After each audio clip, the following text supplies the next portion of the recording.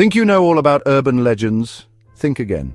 Urban legends have a way of creeping into our collective consciousness, blending fact and fiction until it's hard to tell where one ends and the other begins. They often start as whispers, stories told around campfires or shared in hushed tones at sleepovers.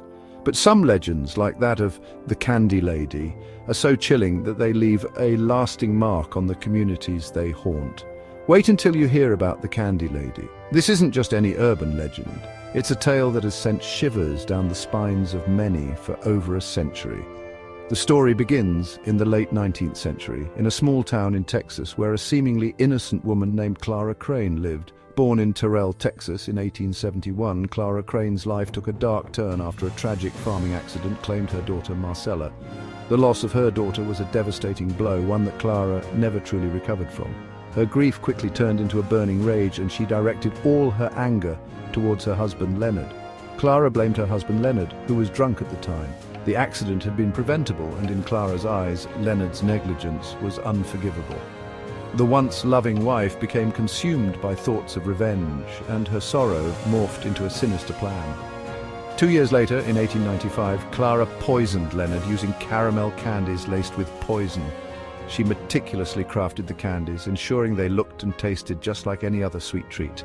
Leonard, unsuspecting and still grieving, consumed the poisoned caramels, sealing his fate. She was declared insane and sent to the Terrell State Mental Hospital. The community was shocked, but many believed that Clara's actions were a result of her overwhelming grief. The mental hospital, a grim and foreboding place, became Clara's new home. It was there that she spent the next several years, her mind further unraveling with each passing day. In 1903, Clara was released due to overcrowding. The decision to release her was controversial, but the hospital had no choice. Clara, now a free woman, returned to Terrell, but she was no longer the same person. The years in the asylum had changed her, and the darkness within her had only grown stronger. That's when the eerie events began. Strange occurrences started to plague the town. Children in Terrell started disappearing without a trace, and the once peaceful community was gripped by fear. Parents kept their children close, and whispers of the Candy Lady began to spread. Children in Terrell started disappearing. The disappearances were sudden and mysterious, leaving no clues behind. The only common thread was the presence of candy left on the windowsills of the missing children. These candies, reminiscent of the ones Clara had used to poison her husband, became a symbol of dread. They found caramels on their windowsills with notes inviting them to come and play.